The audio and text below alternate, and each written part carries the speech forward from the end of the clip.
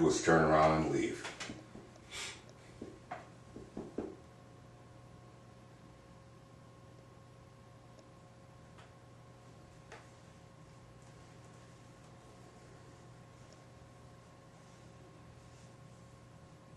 What was happening for you in that moment?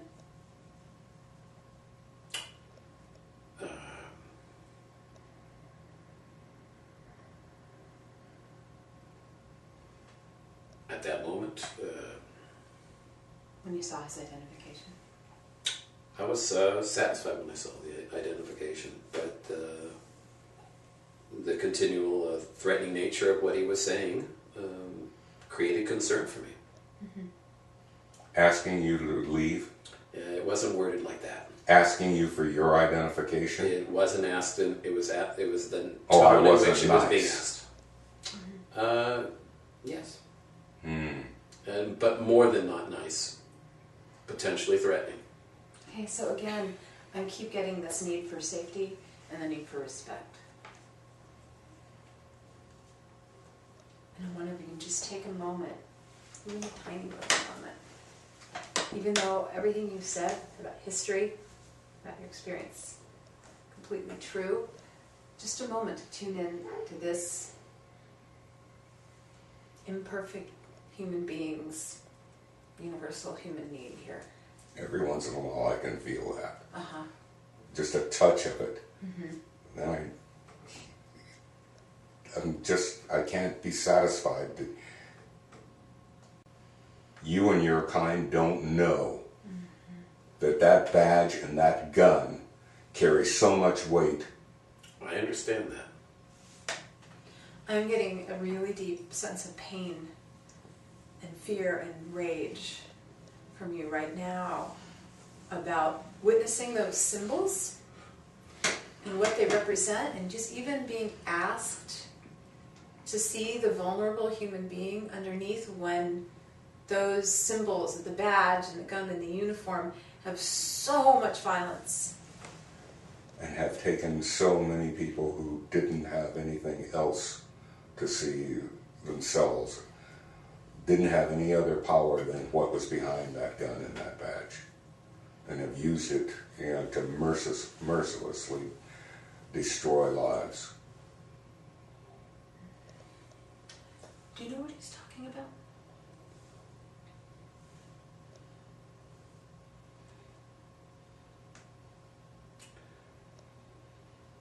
I can hear his concerns, yes. And also I'm wondering if you feel a sense of feeling a sense of despair that there's no way that he or I or any white person could possibly fathom the depths of your experience and other black men, what it must be like to walk around in your skin.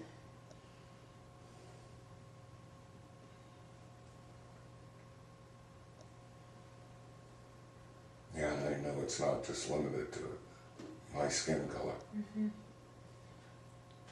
So it seems like that need is so deep and so strong and so historically dismissed and ignored that to even be asked to come up with a little bit of empathy for his fear and a need for respect, how that could just feel like, here, hold this boulder for me, would you?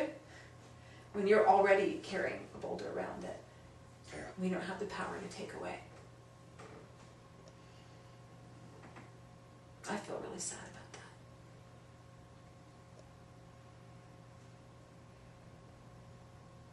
that. I wonder if you hear that, if you get that. I do. And, I just hope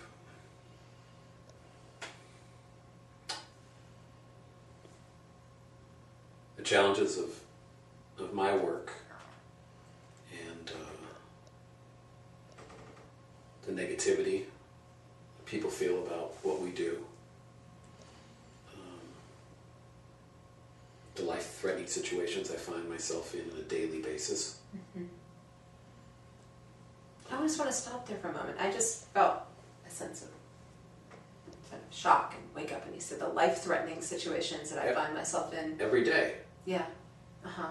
And what kind of state of mind that might train you to be in. You know, as you're going about doing your job, which is to protect us, and then also to feel the hostility that gets directed toward police officers, except when we need them. That could, I would imagine,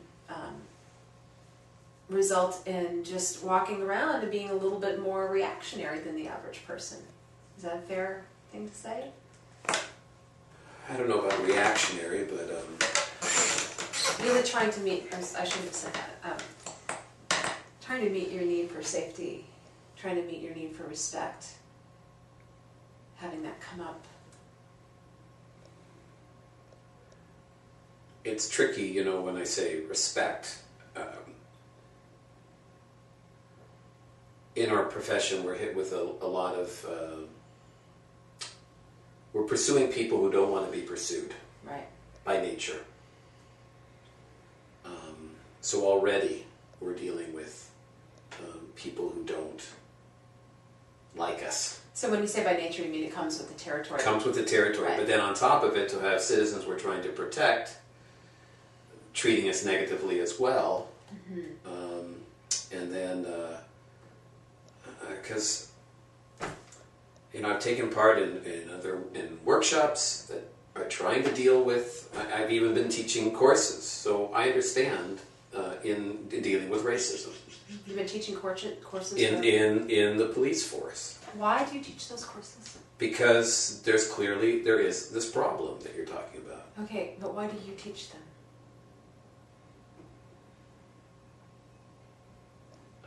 What draws you to that work? Because I see this problem out there on both sides. Mm-hmm. You see it and... Deal with it. Mm-hmm. And how do you feel when you see racism? Well, when it's directed at me, you know, or I'm accused of being racist, I get very angry. Okay, but why do you teach the course? Because there's a lot of misunderstanding out there. Can I take a wild leap here and guess that you teach this course because you care that things go well among people of different ethnicities? And you want to be a part of making that happen?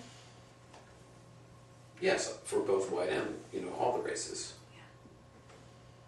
I just learned something about this man. I feel moved by that. I'm wondering how you feel. I heard something slightly different than you did.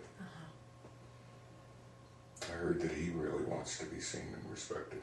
Mm-hmm. Mm-hmm. Thank you.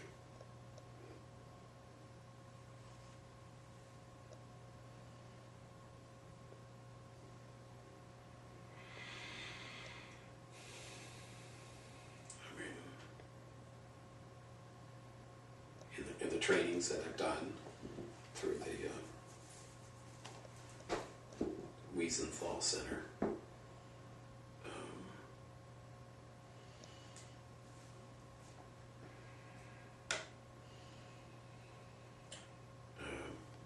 I understand there's a lot to learn. Yeah. And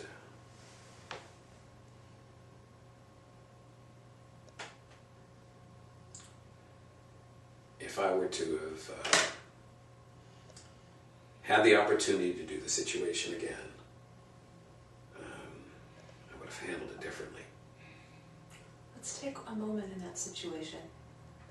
Is there something that sticks out in your mind that you said or did?